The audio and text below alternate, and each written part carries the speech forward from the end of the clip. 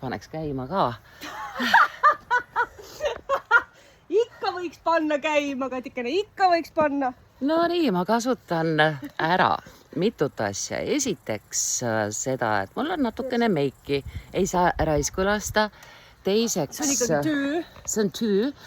Teiseks on meil siin Carmen Carmiola de Santura, kellega meil on meeletult võimas taas kohtumine. Temaga esimese teleintervjuu me tegime Kilgi Rancho maneežis ja tal oli kõhus vot see poiss Richard.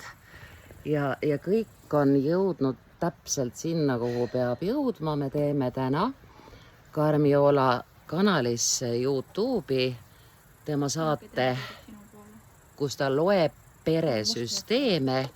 Kõik juba toimib ja töötab, sellepärast, et mulle on helistanud juba mu vanim poeg, mu noorim tütar. Ja ma võin sulle öelda, mis on minu ärakasutamise hetked. Kollegiaalne uudishimu, kuidas ta seda teeb. Nii tele kui nõidamise asjus.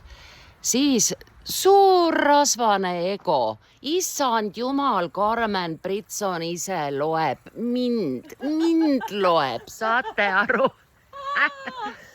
Ja peale selle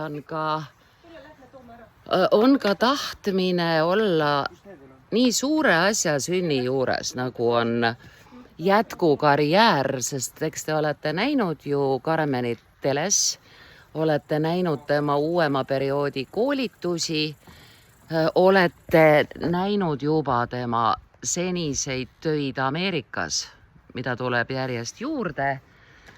Ja ma tahan olla osa sellest. Mis kui ilusti sa, Kati, räägid? See on ühtehoidmise värk just selleks, et pärast, kui Carmenist on saanud ülemaailmne, ma sind, sa mind, ülemaailmne megategija, siis ma olen ikka juures. Ilma selleta, et ma peaksin ise laperdama oma rajalt, minema truudus, fookus, distsipliin. Ma ootan üli suure huviga, mis hakkab saama ja annan sulle teada, millal sa seda näed. Talupoja mõistus ütleb, tasuta saan, andke 2. Ole väga hoitud, kallis.